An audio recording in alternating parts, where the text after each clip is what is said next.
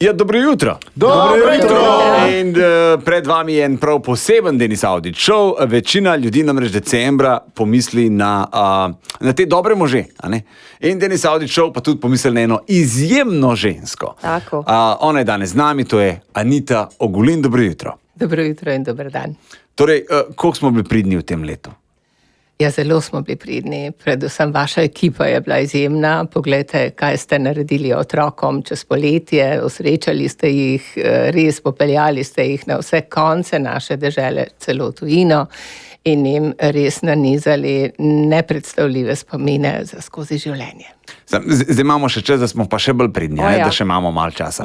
Da zaključimo to leto tako, kaj se zagre. Jaz se strinjam. Ja, takole, 28-urni dobrodelni maraton Radia 1 letos spet bo in nam se je zdelo prav, da še pred njim za Anito pravimo en pogovor o dobroti, o sočutju, o solidarnosti.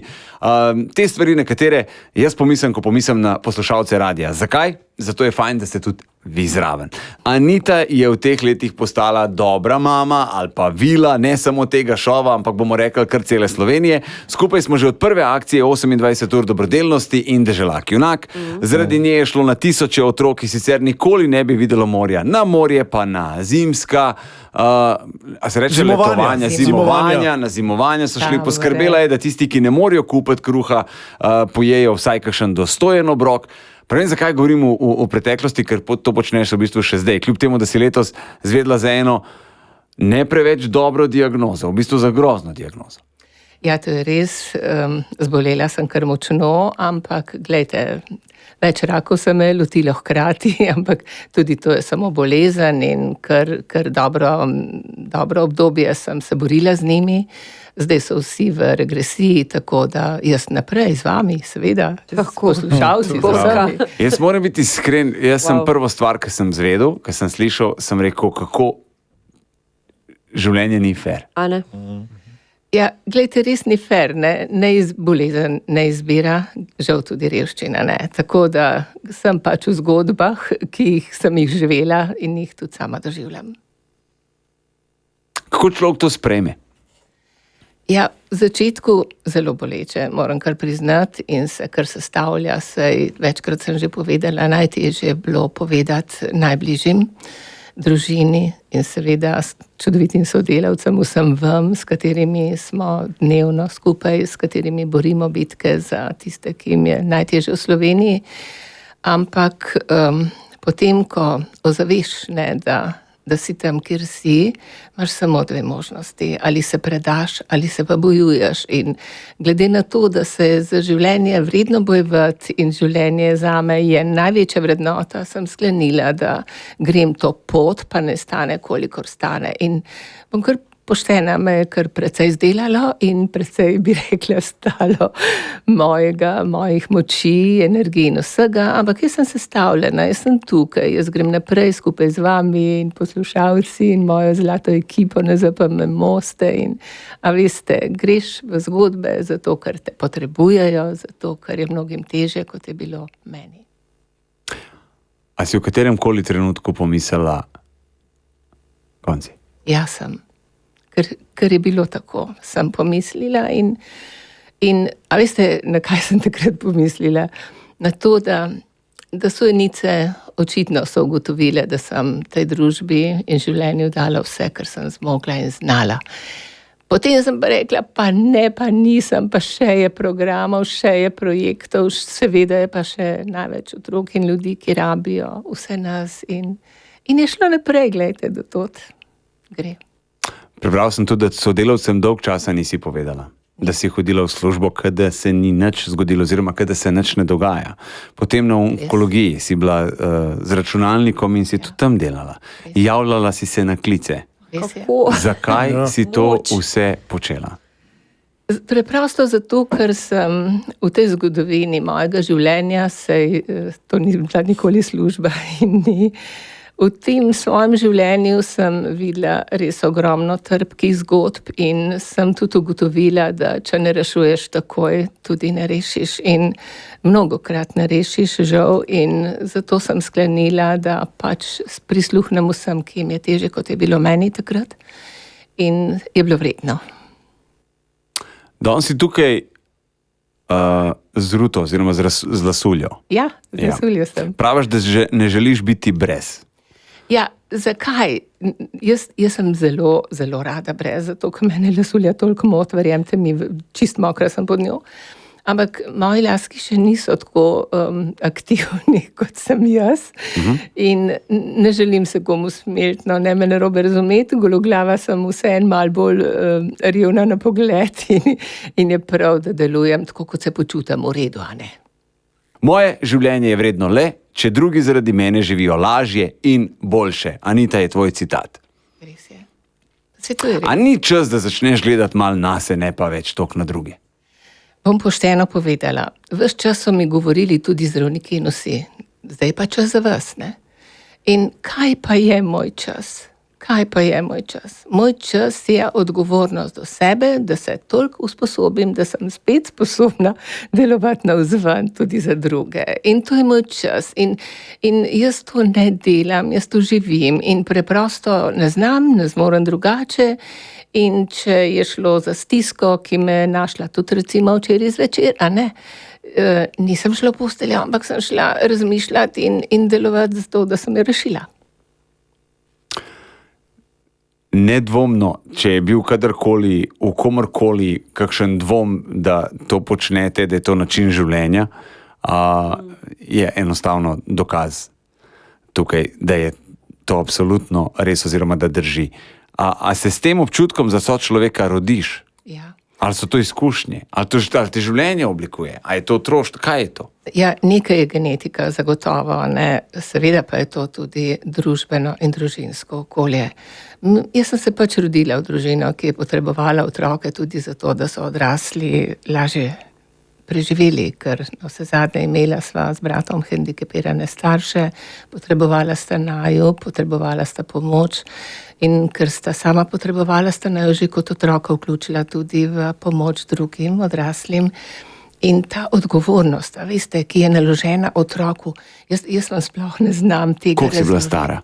Ja, ko si jo začutila, to odgovornost, je to kaj, 5-6 let, nisi to? Ja, seveda. Že toliko zgodaj? Seveda, od 3. leta naprej sem bila vodnik slepih in slabovidnih. Zamišljajte si otroka, ki vodi 2-3 slepe, se pravi očeta, pa še enega, pa še nekoga, ki se drži za očeta in jaz zagledam, ker sem pač ljubiteljica narave, zagledam gosenco in jo hočem iz ceste pobrati zato, da je ne bojo pohodili, ker je ne vidijo in tisti trenutek spustim njih, eden se zadane v kandelaber, drug se spotakne in ja, kriva sem bila jaz, ne, in s takimi dejanji sem začutila, da moje očke morajo biti in gor in dol in pri njih in povsod in ta odgovornost, veste, ki jo začutiš, ki jo živiš vse življenje pol, ti se ne moreš znebiti in jaz te imam še vedno in jaz se vedno počutim Madonna odgovorna, odgovorna za vsako bilko, za vsako živalco, da ne govorimo o otrokih in ljudeh, ki doživljajo stiske.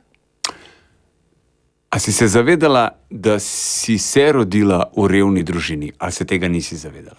Ne, jaz sem se zavedala tam nekje sredi osnovne šole, ko sem videla, koliko pravzaprav sva midva z bratom prikrajšana in za druženje in za igre in za ustvarjanje in seveda tudi pri oblačilih in vsem ostalim, ker pač midva nisva imela, drugi pa so. Predvsem pa sva bila prikrajšana za, se mi zdi, tisto toplino doma, ki bi jo moral čutiti in jo mora čutiti vsak otrok. In takrat sem sklenila, ne, nobenega otroka na moji življenjski poti ne bo, ki ga bom srečala, spoznala, da bi trpel, da bi bil prikrajšan za marsikaj, predvsem pa za toplino objema in ljubezen, ki bi jo morala prejeti, pa sem jo znala samo dati. A se ti zdi, da če česa tazga v življenju ne daš skozi, če tega ne občutiš na lastni koži, da si potem težje solidaren v odraslem življenju? Ne, se ne strinjam s tem, ampak seveda pa vsi, ki smo šli to zgodbo, pa seveda drugače doživljamo. A veste, solidaren si lahko tudi samo v družbenem okolju, ki ga zaznaš, ker si pač senzibilen in tako naprej in to zmoreš. In se veste, ne, družinsko in družbeno okolje oblikuje slehernega človeka.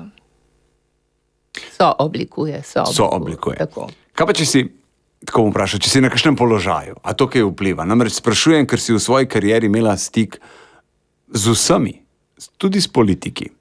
Zdaj, a se zavedajo, da gre za ljudi, ali so ljudje zgolj številke? Ja, vi ste zelo različno, je, ne? Jaz ne morem posploševati, nobena zgodba se ne sme posploševati. Nekateri zelo senzibilni, nekateri razumevajoči, nekateri pa razumevajoči samo v besedah, v dejanjih žal ne. Tako da bi rekla, da smo tako kot ljudje zelo različni, z zelo različnimi pristopi, zelo različnimi, bi rekla, nagnjeni danostmi, pogledi, vrednotami. Pred kratkim smo izvolili novo predsednico republike. A so tukaj kakšna pričakovanja? Ja, novo predsednico republike poznam že od prej, midve sva sodelovali. Ja, pričakovanja so, da bo najprej, da bodo vseh enaka, v to sem prepričana. Tukaj ne bo državljana, ki bo recimo v drugačni situaciji ali pa, da ne bi rekla, na robu družbe, ki ga Nataša ne bi sprejela enakovredno kot vse ostale, v to sem prepričana. Je pa tudi glasna, pravična in izjemna borka za človekove pravice in jaz verjamem, da bo s to držo zmogla Slovenijo bolj združevati. Predvsem pa jaz si tako zelo želim, da bi to vzdušje v tej naši deželi, to nestrpnost, ki vlada, te sodbe, ki nastajajo, ta večrazredna družba, ta razkroj pravzaprav naše skupnosti, da bo znala malce zrahljati, če ne popraviti. Kaj bi se zgodilo, če bi zamenjali mesti? Ne razumem. Da Anita Ogulin postane predsednica republike, Nataša Pirc Musar pa je na vašem mestu za PM Moste Polje. Ja, jaz zelo verjamem, da bi Nataša bila tudi senzibilna do zgodb, do katerih smo mi, sem sama in jaz seveda, jaz z vsem srcem delujem na povezovanju, na spoštovanju, predvsem pa na odgovornosti, na vseh tistih vrednotah, veste, ki jih noben sistem ne more spremeniti. Če si odgovoren do sočloveka, če si socialen, če si pošten in pravičen, če si delaven, ja, aj lahko kaj drugega boljš. Rezultat tudi mora potem biti pozitiven. Tako je. V intervjuju z STA si rekla, da pričakuješ razumevanje, da je nevladni sektor nepogrešljiv. A bi rekla, da nevladne organizacije, institucije in dobrodelne akcije naredijo več, kot država naredi? Ja, včasih pa res. Glejte, navsezadnje nevladni sektor, ki ga tvorimo, je izjemno učinkovit, je hiter, je senzibilen, živi med ljudmi in živi zanje in živi z njimi. In to je silno pomembno. In če država tega ne ugotovi, če je toga, če je, če je včasih ignorantska, če včasih celo deluje proti vsem ljudem, potem smo mi rešitelji ali pa amortizerji družbenega dogajanja. Ampak smo pa politično preveč prezrti, ker navsezadnje morate vedeti, če se prelagajo življenjske stiske državljanov samo na nevladni sektor, s tem, da se ga ne financira in ne podpira vsaj strokovnih delavcev, ki delujejo v njem, potem kaj ne pričakujemo.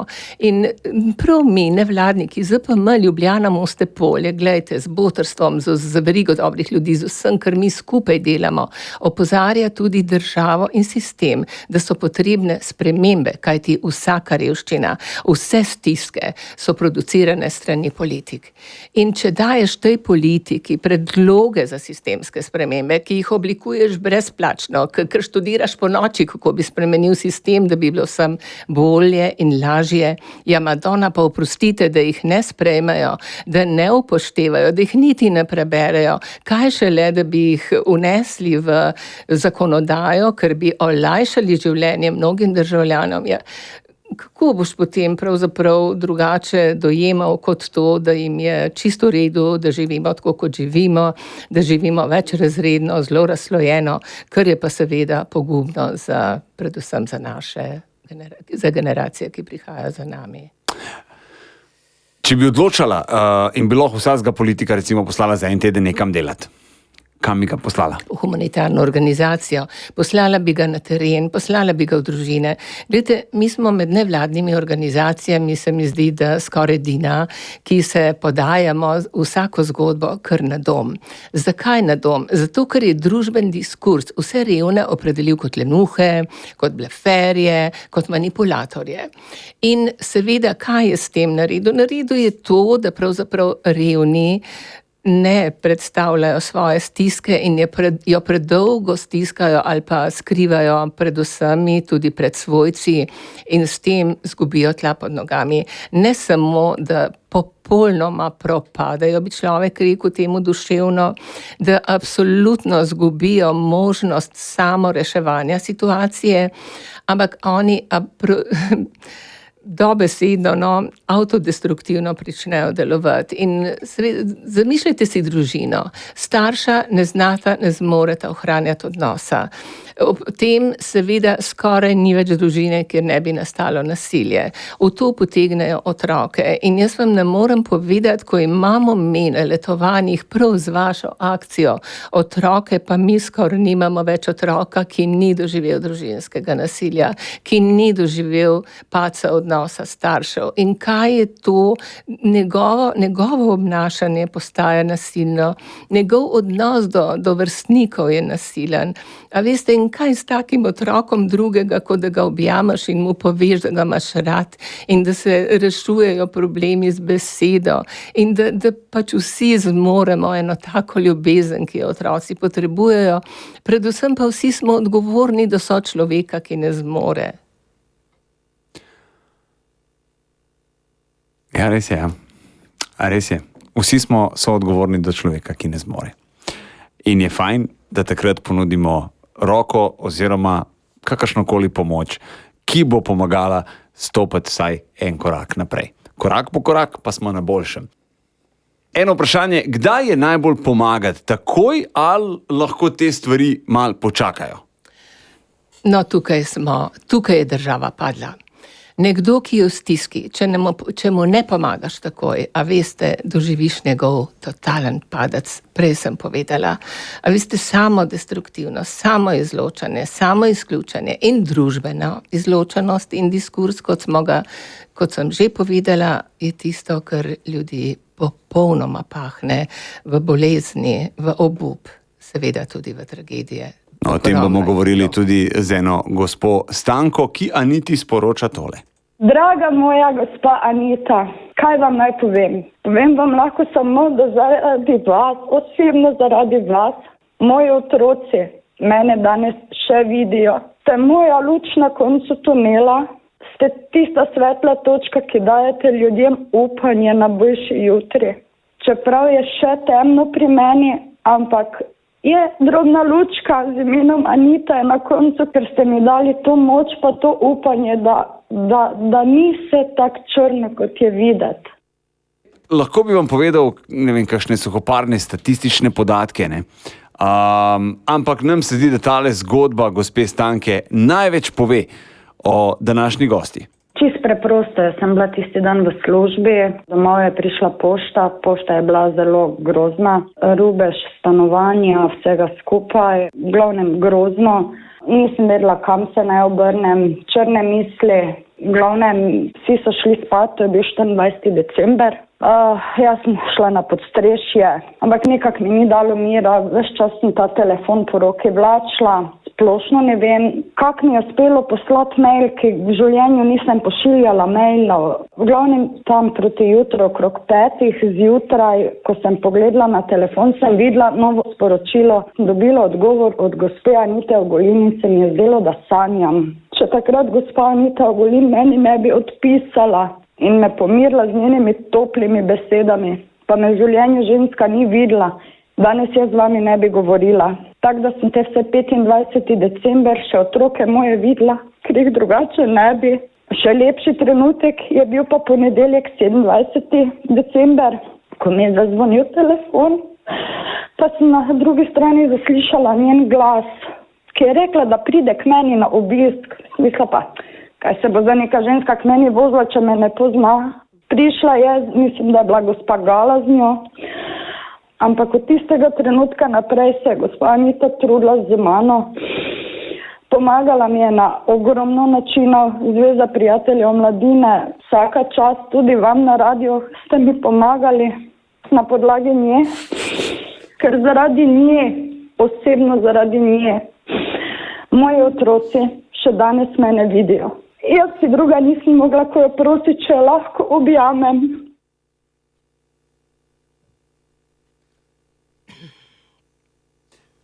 Gospa Stanka je nameravala tisto noč narediti samomor z obešanjem. Ja, glejte, bom kar pošteno povedala, no.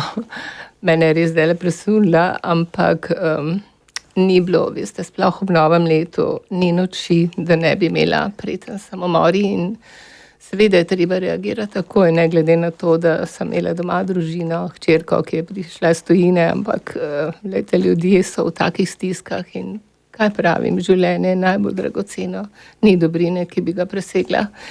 In več je takih stank bilo v tem mojem življenju in tudi pred kratkim je. In zato, veste, zato je ta beseda in pa ta odgovornost do sočloveka, ki je v stiski, tako zelo nujna in takojšnja more biti, ker taki ljudje in ti ljudje so doživeli že veliko zanikanj, veliko odklonov, veliko izolacije in to so ljudje, ki so se borili, pa so obupali na tej svoji poti, ostali popolnoma sami. In če bi jim še mi odrekli, glejte, jih ne bi bilo več. Pa tukaj so 3 otroci, pa tam so 4 otroci, pa tam. A veste, tako da, ja, ogromno jih je bilo, ki so imeli podobne misli, pa smo jim uspeli vrniti upanje v življenje in danes dobro in stabilno živijo in vračajo v družbi. Nekaterih pa seveda nismo uspeli rešiti oziroma so bile po njihovem mnenju naše reakcije prepozne, pa čeprav smo reagirali takoj. Mislim, o teh zgodbah nas veliko slišne. Govoriti nekoga, ki ti pove, redko kdaj pa imamo priložnost slišati nekoga, ki pa sam pove, o kaki stiski je bil. Kaj bi se zgodilo, če bi se odzvali prepozen? Stanka je povedala, mene več ne bi bilo. Tudi isto noč je bil še en gospod. Tudi njega ne bi več bilo, pa je bil samohranilec z 2 fantoma. Tako da takrat sem imela 2 družini in sem tudi sem šla 25. kar takoj k gospodu, ki je bil že pripravljen in je imel že skorno pripravljen je bil takoj oditi, pa sem še telefon pustil, tako da sva se pogovorila, da drug dan pridem, da sem mu nesla, ker sem pač imela tudi doma za božično večerjo, tudi za otroke in še druge stvari in seveda smo mu tudi pomagali potem, tako da danes sam pomaga drugim. Njegova fanta sta pa že na poti do izobrazbe, ker sicer ne bi bila do želene izobrazbe, govorim. Tako da to je bilo tisto noč, ampak drugače. Se vedno odzoveš takoj? Ja, jaz vam moram kar povedati, enkrat, pred več leti me je ob enih ponoči klicalo neko dekle, da stoji na železniški postaji in da je dala prijateljica moj telefon, ker jaz otrokom dam moj telefon, da me pokličejo tudi staršem, če jim je tako hudo. In da stoji na železniški postaji, da ima dovolj življenja in da se bo vrgla pod vlak.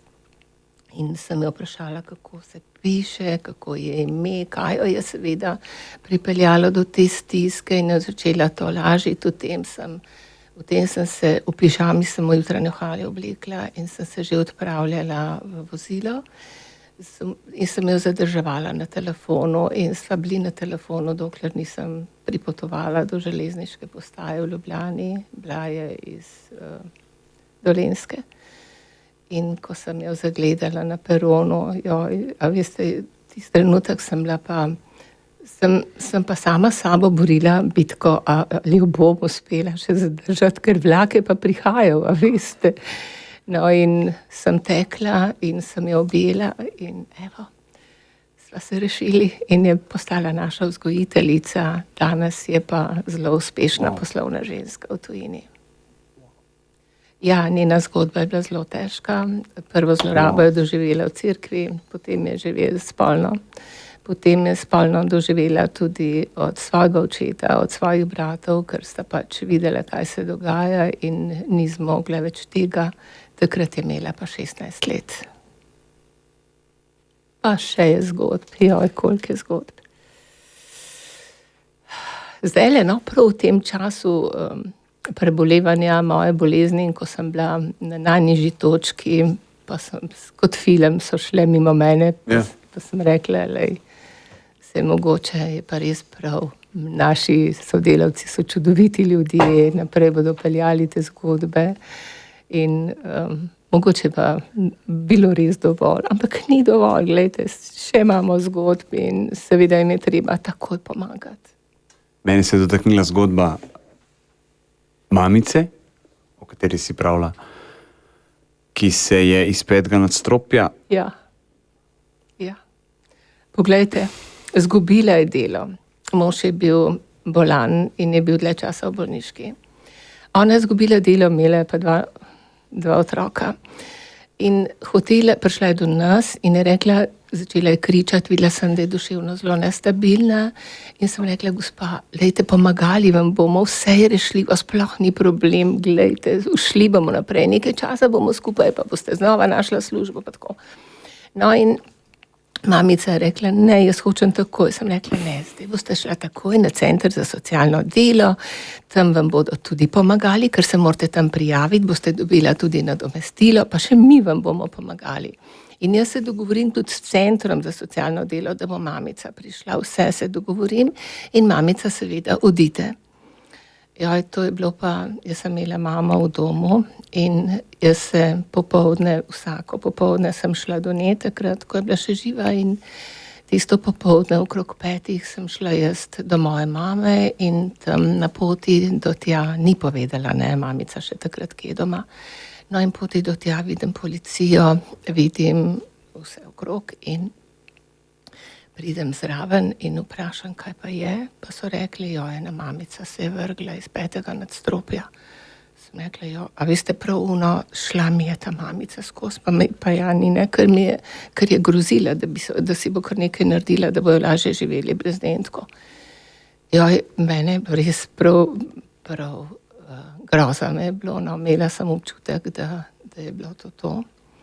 No in potem, ko sem drug dan se pozanimala na centru za socialno delo, če je prišla ta gospa, imela sem pa ime in priimek in so povedali, da ne, sem pa zvedela, da je ta mamica šla domov, bila z otroki in z možem v stavbi, jih poslala dol, da bo med tem pripravila malico in oni so šli dol ven v park in točno, ko so bili pod balkonom, se je vrgla iz 5. nadstropja. Joj, veste, meni je bilo, jaz vam ne morem povedati, ne, kako mi je bilo težko in ko se je res parkrat to zgodilo, sem organizirala psihosocialno podporo in pomoč v naši organizaciji, tako da za vsakega, ki smo začutili, da ni psihično stabilen, so takoj prišli naši terapeuti, naši psihologi, tudi psihiatrijo smo imeli in smo začeli z reševanjem situacije takoj. Zato govorim, da, veste, ko je nekdo v stiski, ko je v stiski dlje časa, ali pa, veste, mi smo tako različni, nekaterim je stiska že to, da recimo ajtoridu ne more v trgovini kupiti, kar bi rad otroku, stiska mu je že marsikaj drugega, kar običajnemu človeku ni. In zdaj, če ga ne zasledimo in ne ujamemo v tej stiski, veste, ga zgubimo. In zato je zelo pomembno, da smo zelo senzibilni, da res pristopimo tisti trenutek, ko imamo pred sabo nekoga, ki že obupuje. Ja, jaz sem prijela od vas pomoč, ko sem zbolela z rakom na dojki in se mi je vid zelo pokvaril, zobe sem se morala spuliti, tako da ste mi omogočili zobne proteze, očala in glede na to, da še imam 2 šoloobvezna majhna otroka, da mi tudi podarili tuš kartico v vrednosti 1200 pa še nekaj evrov. ko sem imela to težko obdobje, ko sem, kako bi rekla, operacija še ni bila tako težka. Najtežji del mi je bila kemoterapija. In potem, ko sem gledala, kako so moji otroci to spremljali, izgubo las, in so bili tudi dnevi, ko sem dobesedno obležala v postelji. Ogromno, ne morem povedati, koliko nam je to pomagalo, res ogromno. Enostavno, za mene ste vi kot neki angeli, ki mi vas je dragi Bog poslal, da ste mi tako veliko pomagali. Tole je Jelena, ena izmed mnogih, na katere nas je usmerila Anita in smo jim lahko pomagali med 28-urnim dobrodelnim maratonom. Zdaj, mi v teh 28 urah govorimo z, 12 takšnimi primeri. In imamo za par mesecev. Težko je to. Že zdaj pogovor, Anita, je naporen. Je naporen, je težek. Ti to počneš vsak dan. Zelo čuden bom vprašal, a se to človek navadi? Nikoli se ne navadaš. Veste, zgodbe življenja so zelo različne, ne? In če usmeriš življenje v to, da jih boš reševal, a veste, nikoli te ne pričaka indiferentnega. Jaz vsako dobesedno podoživim. In zato, ker čutim stisko človeka, s katerim komuniciram, ki išče pomoč pri nas, in enako moji sodelavci, zato se tudi tako odzivamo. Veste, je pa tudi tako, jaz verjamem, da je vsaka zadeva rešljiva, če ne tako pa drugače, če ne po pričakovanjih ali naših ali njihovih, ampak rešljiva je. Vendar pristopite treba tako in pristopite treba na spoštljiv način. Je pa res, da se včasih najde pa tudi kdo, ki malce zaigra, in tukaj, to je mene v začetku malo zmedlo in sem v začetku res verjela, pošteno povem, vsaki zgodbi. Potem, ko sem jo pa res preverila, ker res zelo preverjamo, sem pa videla, da pravzaprav moram začeti malce z distance, ne? Se pravi, ne smem takoj not past, pa takoj reagirati, ampak se moram malce prej pozanimati. In zato tudi govorim, da vsakega tudi usmerimo na center za socialno delo, da se pozanimamo, da gremo domov, da včasih, pa pogosto vprašamo tudi sosede, kako jih vidijo in doživljajo, kar je prav. Zato, da lahko rečemo, da pomagamo res tistim, ki so pomoči potrebni. Je pa Jelena potem povedala še eno stvar. Jaz se vi iz srca zahvaljujem vsem vam, vaši ekipi, ki pomagate, ki priskočite ljudem, ki so v kakršnekoli stiski, ki nas je tudi včasih sram, kot bi rekla, ne želimo se izpostavljati, ker nas je sram. Enostavno mnogi se niti ne zavedajo, kako zelo veliko vi pomagate na ta način ljudem. Ta sram, ta priznati si, ta sram, ta prositi druge za pomoč. Koliko velik problem je to? To je največji problem. To je tako zelo velik problem, a veste, bom kar iz sebe izhajala. Jaz sem bila tudi mama samohranilka. Meni ni dalo, dostojanstvo mi ni dalo možnosti, da bi naredila korak, da bi šla na center pa rekla, študirala sem, skrbela za starše, skrbela za otroka, sama pa nisem imela niti za hrano. Jaz nisem upala do centra, ker me je bilo sram, da bi rekla, glejte, jaz težko živim, jaz ne zmorem vsega tega.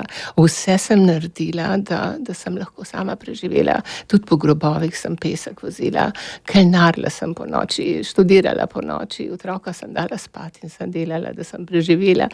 In zato točno razumem vsakega od teh ljudi, kako težko jim je prositi. Poleg tega pa, a veste, vi veste, da vsi želimo tudi v okolju biti pač taki, kot smo. In ko te nekaj začne rušiti, ko nisi več tak, kot si bil prej, ker ne zmoreš se umikaš in ta avtodestruktivnost, ta sram, o tem govorim, a veste, to je bolezensko stanje, to je stanje dobesedno osebne pogube in tudi marsikdaj tragedije.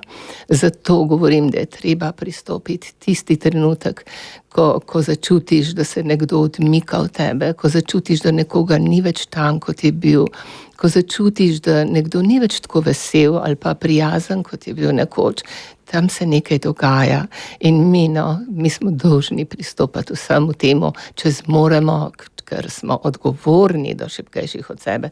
To odgovornost pravzaprav družbe, to odgovornost moramo širiti.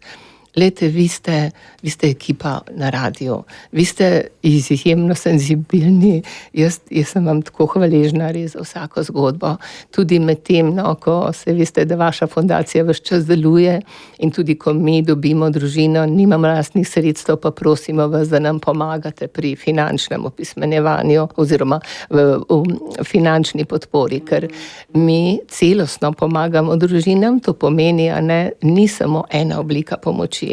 Finančna je zelo pomembna za začetek, ker to so neplačane položnice, to niso zdravstvene zavarovanja, to ni dodatnega zavarovanja, to so otroci, ki recimo starši, ki jim ne zmorejo očal, pa ne hodijo v šolo, ker ne vidijo. To so slušni aparati, to je vse tisto, kar pač človeka peha še v večjo revščino. Ampak, ko je človek že tako nizko, veste, rabi najprej sočutje, razumevanje, finančno podporo in pomoč, materialno oskrbo, potrebuje psihosocialno podporo in pomoč in seveda tudi zelo pomembno finančno opismenjevanje. Ko imate vi naenkrat več denarja, kot ste ga imeli prej in ste bili v dolgovih, a vi se morate znova naučiti, kaj so prioritete pri plačilu in ostalem. In seveda to je tudi socialno mreženje. Znova je treba vzpostaviti družbo človeku, ki jo je izgubil. Na koncu koncev smo socialna bitja. Tako je. In če ni tega, imaš lahko vse, ampak nimaš nič. Točno to. Zelo veliko ljudi se noče izpostaviti. Mi smo imeli en primer ženske, ki smo jo lani napolnili hladilnik. Ja. Nekaj najbolj osnovnega. Je bila hvaležna in je hvaležna, ampak je rekla, če bi vedela, kaj se bo usul zatem, tega hladilnika ne bi nikoli sprejela. Obrekovali so jo, otroke v šoli zasmehovali, prav še zdaj se ne moramo pobrati. A smo malo dvolični? Po eni strani pomagamo, po drugi strani znamo stigmatizirati revne. Tako je. Točno to. Zelo dvolični. A se da to presežiti? Ne vem, nekje presekati to. Ne vem. Lejte, se veste, da imamo vsi več ali manj težave izpostaviti otroke, izpostaviti družine v stiski. Zakaj? Prav zato. Ker jih dobesedno, ko nekomu pomagaš, ko je videno zven, da je bil v težavah, pa jih je sam toliko časa skrival, ga socialno ubijaš. Res, ker veste, ko družba sprejme nekoga, ki je nižji od njih, ki pač ne zmore sam, ga že etiketira, kdo in kaj je. Ko se začne pa ta človek dvigati, pa ni v redu, veste, pač ne sprejmemo vsi tega, da je tako lepo doživeti, da je nekomu uspelo in da gre naprej. V Sloveniji ta problem res obstaja in jaz bi ga zelo rada destigmatizirala, zato ker ni nekaj najlepšega res videti, da nekomu, ki je bil res uspe in gre naprej. Ker, a veste, ni družine v vaših ali pa naših skupnih zgodbah, ki ko je dobila pomoč, ni pomagala naprej. Doživela je lastno stigmatizacijo in ona razume situacijo in bo vsakemu okoli sebe pomagala. In zato se mi zdi to zelo pomemben, a veste, da prvošmo vsem, da smo odprti, odkriti in še enkrat odgovorni. Prvošmo vsem. Tukaj je, ne vem, jaz sem včasih prav jezen, ko se dajmo temu reči, ko se intelektualci spravijo po svojem mnenju zaničevati ljudi, ki pač, dajmo temu reči, nimajo takšne izobrazbe, kot jo imajo ti dotični. češ, da so, ne vem, postavljajo se v nadpoložaj, več vemo, več znamo in vse ostale postavljajo pod manj vredne na podlagi tega, da koliko knjig si pa prebral, ne, in tako naprej, nimaš pojma in bi radi diktirali življenje vsem.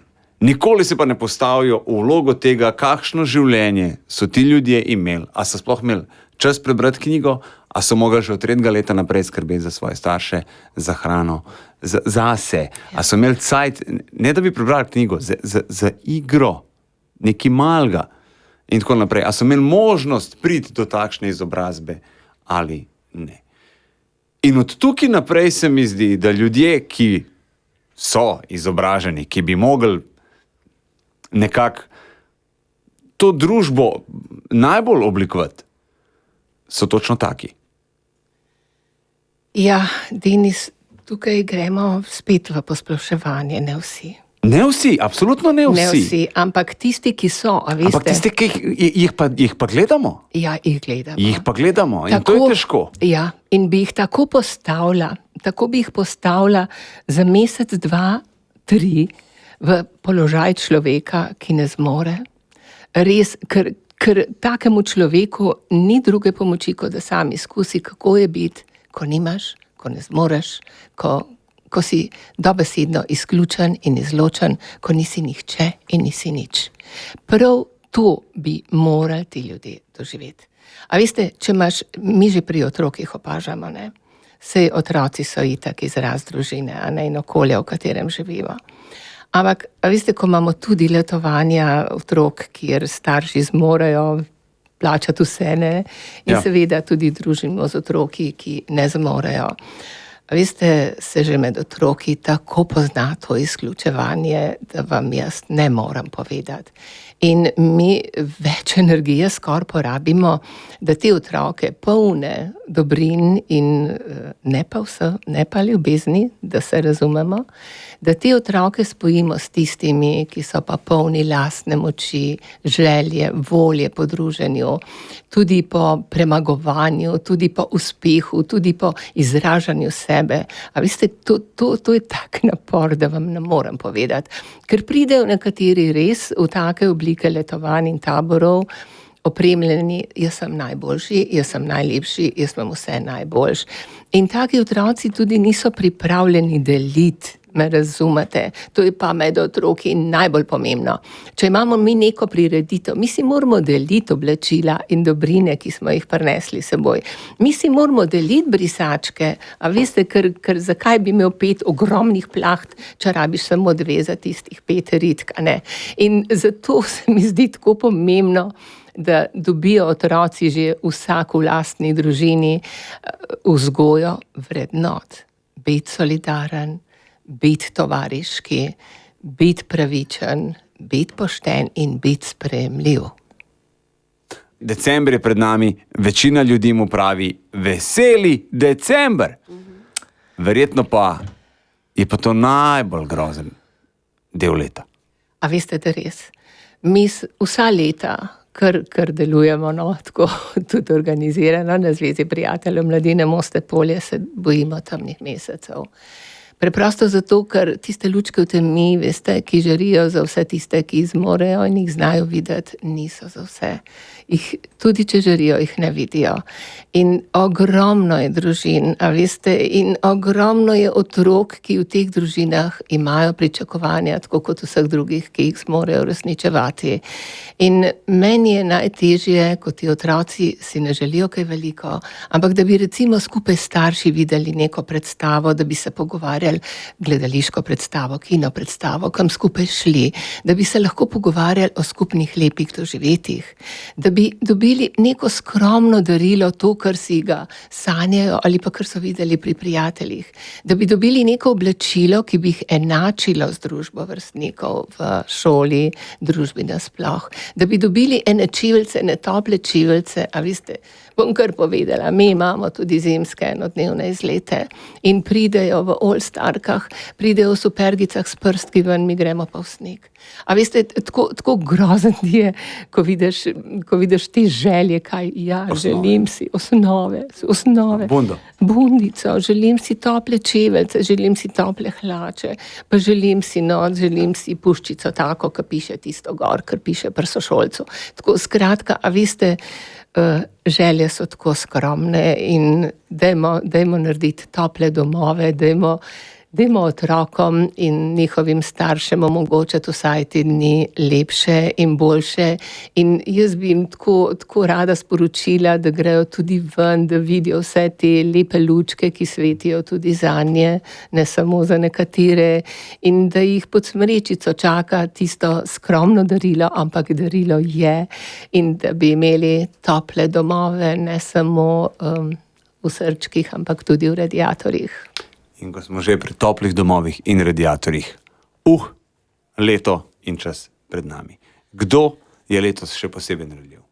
A veste, kdo? Vsi vemo, da bojo šle položnice gor, za vse. Ja, ampak mi imamo ta trenutek največ, ampak res daleč največ prošenj za pomoč ljudi, ki so v službi. Ljudi, ki delajo po več stvari na dan, samo zato, da preživijo. Ljudi, ki kolobarijo s položnicami, ki res so odsotni od otrok, zato, da bi jih preživeli, pa jih ne zmorejo s prihodki, ki jih dobijo. In ogromno je ljudi, ki so jih zaznamovali nenadni dogodki, bolezni. Letos jih je, že onkoloških bolnikov je mnogo več kot pretekla leta. Zgodijo se nezgode, zgodijo se stvari, ki niso bile predvidene. Zgodi se recimo odpoved pralnega stroja, odpoved peči. A veste, to so ljudje, ki nimajo res enega centa prihranka, ker še skozi mesec ne pridejo. In toliko teh prošenj imamo, da mene je prav grozno, kako jih bomo uresničili, kako jim bomo pomagali. Tako da jaz sem zelo hvaležna in kaj ne vam rečem, kar v sebi objela za to akcijo 28-urnega maratona, ker jaz verjamem, da bomo večino njim pa le lahko pomagali. Že leta 2016 je bilo prosilcev za hrano kar 60% tistih, ki hodijo v službo, pa kljub temu ne morejo preživeti. Še več kot polovica. Ja. Že takrat je bil to kar velik šok. Sej v bistvu je velik šok, a veste. Ampak danes jih je pa skoraj 100%, a veste. Vsi hodijo v službo in kljub temu, ker so cene enostavno nevzdržne.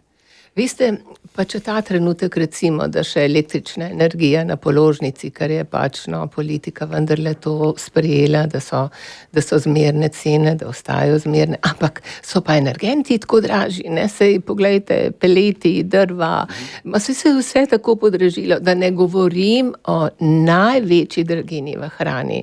Jaz ne vem, kje so najdeli tisto košarico prehrambenih artiklov, ki ne bi bila tako poceni, jaz sem to vse prebrala in se mi zdi tak politični blef, da ne morem pomagati. Ker če greš v trgovino, pa da kupaš osnovne stvari, reveži pa itak kupujejo najcenejše, že skoraj pretekle stvari, a veste, pa jim še vsem 100% in več naraste strošek same prehrane. In ko bi vi vedeli, kako družine štedijo s hrano, kako starši ne jedo, kako se odpovedujejo najnujnejšim, ja, jaz vam to ne morem predstaviti, ampak je res in zato, kaj ne rečem, bojim se te zime, bojim se pomladi, bojim se drugega leta in verjamem, da bomo zelo, zelo, zelo morali skupaj stopiti, če hočemo dvigati ljudi v življenje, ne jih pa tlačiti v pogubo. Jaz bi tukaj lahko povedal zgodbo enemu fantu, ki se mu je zameril segedin, ker so ga morali jesti 1 leto čist vsak dan in to brez mesa. In nikoli v življenju več noče povohati segedina in ga videti, čeprav je dober, ampak je zaradi tistega leta, ko je vsak dan na krožniku samo segedin in je samo tisto zelje, da je to tak zelo beden pa grozen občutek. Denis, to je grozen občutek. Zdaj bom povedala, otroci na počitnicah, recimo zdaj imamo božično novoletne počitnice v Kranjski Gori bodo. A veste, ko je dala kuharica hrenovke na mizo ali pa ko da zrezke, to imaš otroke, ki prleti k mizici in celo skledo objame in ne bo nikomu nič dal, ker bo sam vse pojedel. En otroček 7 let je 11 kosov hrenovk pojedel. Mi smo mislili vsi, da bo bruhal, želoček mu je stopil ven, ampak on je prvič v življenju jedel hrenovke. In a veste, to so zgodbe otrok, ki res doma dobesedno kruhajo ali pa še tone in mi smo jim res dolžni poskrbeti, da je njihovo življenje enakovredno vsem, ki to zmorejo in znajo. Pred 28-urnim maratonom, ki tudi letos bo, in Anita se nam zdi ta prava sogovornica za to, da nas spomni, za koga to počnemo, komu dajemo upanje, in vem, da te to vsakič vprašam, Anita, ampak te bom še enkrat, a te naše akcije spreminjajo stvari na bolje? Absolutno. Absolutno spreminjajo na bolje. A se te družine, ki jim pomagamo, a se poberejo in pol ne rabijo nikoli več nobene pomoči? Ja, večina se poberejo, ne. Res pa je in morava vedeti in še enkrat poudariti, da je pomoč večplastna, lahko tole ponovim. Absolutno je tudi brezplačna. Ja, absolutno, pomoč je brezplačna. Pomoč nikogar nič ne stane, stane te to, kakor se odločiš sam, da boš pomagal. Anita, čisto prav si povedala. Hvala lepa. Čisto prav je, tako, kakor sem, nihče tukaj pomagaš, vedno rečem, ne pomagati zaradi mene, ne pomagati zaradi tebe, ne pomagati zaradi Anite, ne pomagati zaradi česa, ne pomagati zato, da boš, ne vem, lepši izpadel v očeh nekoga. Ne, pomagaj izključno zaradi sebe. Ampak res. Če tako misliš. Če pa misliš, da ne rabiš pomagati, da ne rabiš nobenemu, imaš pa tudi prav, ne rabiš pomagati nobenemu. Ker pač jaz ti nimam, kaj? Ampak Deni se pa treba povedati, vsaka pomoč, vsakega od nas je vedno dvosmerna.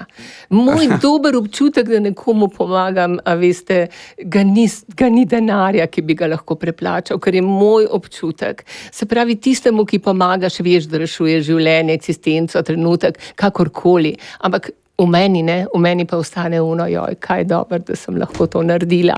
In to je toliko zelo pomembno, a ne? Dajmo odpreti srca, dajmo tisto, kar čutimo, da bi nas zadovoljilo tudi drugim, če imamo, delimo, ker deliti je treba. Mi smo družbena bitja, govorim odgovorna družbena bitja. Mi ne moramo živeti sami, mi ne moramo živeti z materialno dobrino, mi moramo živeti s človekom, da lahko ustvarjamo neko srečno okolje. Ja, in pomagamo tistim, ki si sami ne morejo, ki se jim je res ustavil korak, tistim pomagamo, ki niso krivi nedolžni, da so tam, kjer so ta trenutek, da ta trenutek nimajo ne zase, ne za svoje otroke.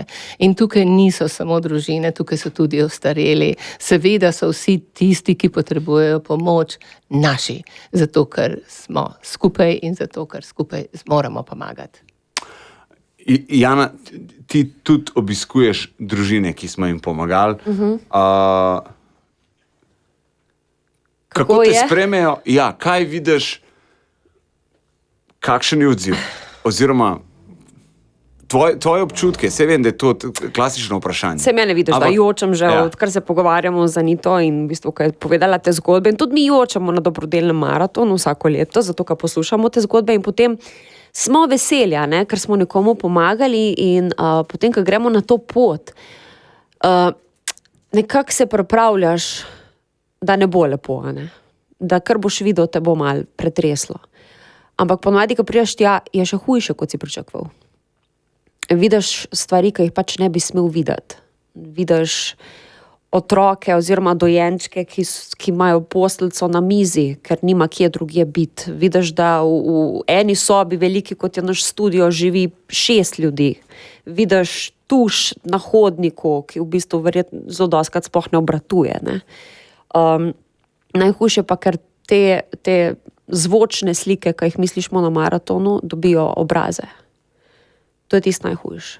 Ko vidiš mlade ženske, ki so na robu vsega, ko vidiš otroke, ki nimajo žoge, ki si naredijo žogo iz, kot si ti nekoč pravi, iz papirja. In je grozno, ampak hkrati ti pa da neko upanje, prišel si tja, da jim pomagaš, In pa tudi vidiš konec koncev, kako si jim pomagal. Tukaj so nova okna, tukaj so tudi, ne vem, nova peč, tukaj je plačana položnica za neko zdravstveno nego, tukaj je otroček dobil plenice. In greš z lažjim srcem od tam. Čeprav veš, da oni borbajo naprej. Ampak skupnimi močmi, vsi mi, konec koncev Slovenija, potem delamo naprej v tej smeri, da tem ljudem pomagamo, ne? Ker oni rabijo pomoč naprej. Ja. Včasih so kakšne družine ljudje, včasih so kakšne družine, ki rabijo zelo malo. Ja. Zelo malo in se bojo pobrali. Zakaj? Zdaj, ker so navajeni. Ker so navajeni garati, ker so navajeni delati, ker so navajeni se boriti, ker so navajeni, ker ne moreš verjeti, če kako se znajo znajti, ko nimajo nekega majhnega bremena več na sebi. Nabrali so se jim neke položnice, vse skupaj in tako naprej, nekih, ne vem, 500, 600 evrov, 800, kakorkoli, ampak to kar ne gre in pol se jim samo tukaj pomaga in potem kar nekako se postavijo, da si jih resetiral, dal si jim na nulo in so začeli. To so ljudje, ki jih je življenje toliko jih biča, da imajo že tako debelo kožo, da enostavno samo grejo. To so tanki, to so bagri, take moči. Ko ni več časa za solze, niti več razloga, da bi jo sploh spustil. Ker je bilo že vse toliko težkih stvari v življenju. Ja. Anita, imaš kak moto, po katerem živiš? Da je vse mogoče, če se hoče. Zikar imaš cel kup nekih srečnih zgodb, ki jih pa tudi lahko deliš. Pa seveda imam. Dajmo. Seveda imamo. Kako se je to vse skupaj obrnilo? Ljudje, pozor, dajte poslušati. Ja, srečne zgodbe so vse tiste zgodbe, ki jim z našo skupno pomočjo družbe pomagamo do novega ustajenja, se temu reče. No. Glejte, ogromno jih je. Imeli smo podjetnika oziroma družino, ki je bila podjetniška in ona dva starša sta zelo bila pridna, prizadevna, COVID jih je popolnoma ustavil. In seveda, ker sta plačevala vse dajatve državi, sta pač imela na transakcijskem računu nulo. In ko nista zmogla več nič plačevati, seveda nista upala okolju povedati, da ona dva ne zmoreta več niti za osnovno preživetje. Par mesecev sta tako živela, brez vsega, tudi brez hrane, nista imela lastne samooskrbe, recimo vrta in podobno, živela sta v bloku, to sta šele pripravljala, ker sta verjela, da ima bo posel uspel. Nima uspel in tisto noč mene pokliče mama, da stoji z eno nogo na balkonu, z možem se popolnoma skregala, lenje, ne najde, ne išče službe, karkoli bi lahko delal v tem času, nikjer ne, da ne išče, najprej ni dobil, zdaj pa ne išče več in se je zapil. In skratka, zgodba je bila res težka in se mi podamo do njih, ker mi smo ves čas covida seveda bili na terenu, ne glede na vse, in se podamo k njim in vidimo, da je stanje res katastrofalno. Obema staršema je dobesedno film počel, stanovanje je bilo v razkolu, bi človek temu rekel, ne samo odnos, otroci jokajoči, res grozna zgodba. Mi smo jim pomagali smo jim poplačati vse, kar sta imela do tistega trenutka za poplačati. Dali smo jim hrano, dali smo jim oblačila in smo se dogovorili, da jim še tekoče stroške še par mesecev krijemo. Mož je šel v tujino. On je dobil v tujini zaposlitev, mislim, da je bil v negi v bolnišnici. In on je služil in je takoj poklical. Glejte, ta mesec sem zaslužil 2100 evrov, s tem lahko mi pokrijemo, zaslužil bom naprej, ne boste več plačevali, tudi davčno ne bo treba, tako da bova zmogla. Seveda smo v to družino vstopili s psihoterapeuti, tako kot sem povedala, s financami, z materialno pomočjo. In danes je ta družina svojo dejavnostjo nadaljuje in seveda nas je tudi poklicala in tudi donirala in so botri otrokom in seveda tudi pomagajo družinam v stiski. To je ena od zgodb covida. Seveda jih je pa prej tudi veliko. Recimo živeli so v hiši babice in dedka, hiša ni imela res neogrevalnih sistemov, okna razpadajoča, vse, ampak starša, glede na to, da sta oba dva izhajala iz težkih družinskih razmer, sta se vseeno odločila, da se v to hišo vselita in da pač nadaljujeta s svojim življenjem sama, delala sta oba, izobraževala sta se tudi oba študenta, sta bila oba, imela pa sta tudi že 2 otroka. Na poti je bil 3. otrok. In očetu se je zgodilo, ko sta sama delala v hiši, mi smo jim kupili gradbeni material, mi smo vse tisto, kar smo jim lahko počasi, ker sta tudi počasi delala, prevzeli tudi otroke, tako da smo jim pomagali pri izobraževanju in podobno. No, ampak temu očetu se je zgodila prometna nesreča in on je ostal invalid. In nismo vedeli, kako zdaj ona dva naprej, ampak ona dva sta rekla, da ste nam pomagali, tudi če sem na invalidskem vozičku, lahko to in to naredim. In ona dva sta danes tudi uspešna podjetnika in tudi vračata in sta tudi že botra in tudi okolju pomagata. Veste, to je toliko zgodb, kot je Jana povedala, to so traktorji, to so buldožeri, to so avtomobili brez zavor. Oni gredo naprej, pa ne glede na vse. In s tisto hvaležnostjo, jaz sem bil v stiski, bili ste z nami, jaz bom tudi z drugimi. A veste, zato govorim, dajmo si pomagati, zato ker vsak, ki prejme pomoč, ki je bil nekoč v stiski, pomaga naprej. In to je to, kar naša družba rabi, drug drugemu bodimo človek, bodimo opora in bodimo odgovorni. In čim več tega bi si želeli doseči tudi z letošnjim 28-urnim dobrodelnim maratonom, ki tudi letos bo, tako da si shranite številko Pomagam 5 na 1919. Še preden pa Aniti rečemo nasvidenje, se bomo spomnili enega zelo posebnega 28-urnega maratona. 1.037.313 evrov in 54 centov!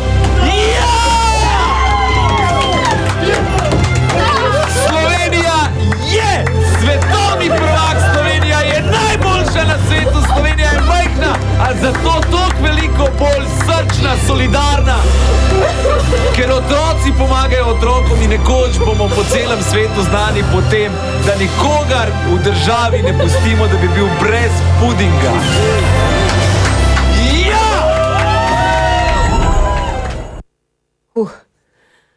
Takoj zatem smo od tebe dobili tole sporočilo.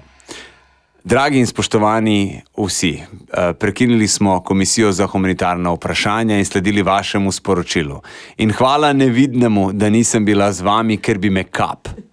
To, kar uspeva vam in vsem vam, nikomor v tej deželi. Zato iskrene hvaležnosti za vsak cent, ki ga usmerjate v družine slovenske realnosti. Hvala za vaš trud, srčnost, plemenitost, povezanost, prijateljstvo. Hvala za vrednote, ki jih vzorčite. Hvala za sporočilnost družbi in državi. Hvala za vsakega od vas. Če sem slučajno koga izpustila, oprostite mi. Z največjim spoštovanjem, dobrimi željami in neskončno hvaležnostjo. Res je. A veste, to so besede, ki vrejo, ne? To so besede, ki jih pravzaprav poklanjamo drug drugemu, ki smo v zgodbah, ki jih poznamo, ki jih želimo spremenjati, ki želimo tej družbi res samo dobro. Ki nam je res toliko marno, da te vrednote, da ne bom ponavljala, podoživijo tudi naši otroci. Da se res ta družba dvigne v eno solidarno, spoštljivo skupnost, ker drugače ne bomo preživeli. Mi imamo, bi rekla, globalno krizo, globalne nestrpnosti, tudi vojne, ampak mi smo en tako majhen narod, ki bi moral tako živeti drug za drugega, kot to vzorčite vi, kot to vzorčimo vsi skupaj, kot to vzorčijo tudi druge medijske hiše, ker se si ne smemo konkurirati, ko gre za dobro sočloveka, je tako, vi to širite. Jaz to veš, kako, jaz to malo čisto drugače gledam. Jaz sem tukaj, ko me kdo kaj vpraša, Jaz sem najbolj ponosen na vse te ljudi. Jaz sem Ki najbolj zmorejo. ponosen na vse te, ja, ki zmorejo, ampak tukaj ponosen sem na vse te ljudi, ki donirajo. Jaz sem ponosen na vse te poslušalce, ki se odzovejo. Jaz sem ponosen na njihove, občudujem njihove zgodbe, iznajdljivost, kako povejo, da pač, ja, ogromno je takih poslanih SMS-ov, poslanih na desetine SMS-ov. Res. Potem organizacija, v službi smo se zorganizirali, cel let smo zbirali, pa smo noter dali. Otroci pečejo piškote, prodajajo na ulicah za dobrodelni maraton, kolektivi se organizirajo, medicinske sestre. Otroci razbijajo svoje šparovčke. Vse prinesejo z vseh strani za to stvar in potem na koncu milijon. To mene sezuje. Tukaj gre meni na jok. Tukaj gre meni, to mi je tako... Sej Tukaj mi je ena stvar. Ampak nekdo mora biti povezovalec tega. A me razumete? Mi smo neke vrste zvočnik do tega. Ja, sej Nič to. drugega. Ampak ste, a veste, in če ne bi tudi vi tega počeli, ne bi bili niti zvočnik, da se razumemo. To moraš čutiti in vi to čutite in vi to živite tako, kot vsi mi.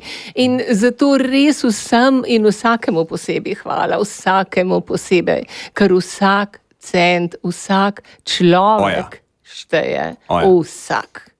In zato res, če se lahko zahvalim skozi vaš eter vsakemu posebej, ki vas pokliče, ki nas podpira, ki donira, ki mu je mar, ki ni nujno, da nam, samo da v okolju, kjer živi, deluje skupnostno. In res, hvala vsem in Jaz vsakemu posebej ostanite zdravi, pazite nase, naj bo dobro novo leto, naj bodo vse sile usmerjene v to, da smo dobri ljudje in da ostanemo dobra družba. Bi še dodal, tisti, ki nas poslušate in še ne veste, ali bi se obrnili po pomoč ali ne, se le dejte, pošljite mail. pomagam@radio1.si, nič slabega ni v tem. Tisti, ki pa lahko pomagate, dajte pomagati. Vam zelo prvošmo vsa ta decembrska darila, da imate podjelko, vse tisto, kar ste si zaželeli in še več, da nagradite sebe, nagradite svoje bližnje, uživajte v vsem tem, če pa lahko malo odprete še drug predal denarnice, ki imate polne te velike bankovce, pa tudi dajte, no, mislim, zakaj pa ne? Lepo je človeka videti, ka ima, še lepšega je pa videti, da je pa še kaj dal, a ne, Miha? Točno to. No, takole. Stopimo skupaj. Tako je. Tudi letos si želimo dobiti ta občutek, da smo kot družba napredovali. Jaz pravim, če gremo samo 1 evro više od zneska, ki smo ga zbrali lani, je to dokaz, da smo šli vsi skupaj kot družba korak naprej. Majhen, ampak smo ga pa naredili. Se mi zdi to zelo pomembno, tudi tega psihološkega vidika, ne vem zakaj, ampak se mi zdi pomembno, da imamo občutek, da smo napredovali, da smo naredili korak naprej. Zato si želimo narediti korak naprej. Ljudje nam pišejo, ja, do 2 milijona, 3 milijone. Ljudje, samo 1 evro, če naredimo naprej, smo naredili veliko. Pa ne samo vsem, ki nas rabijo, tudi sebi.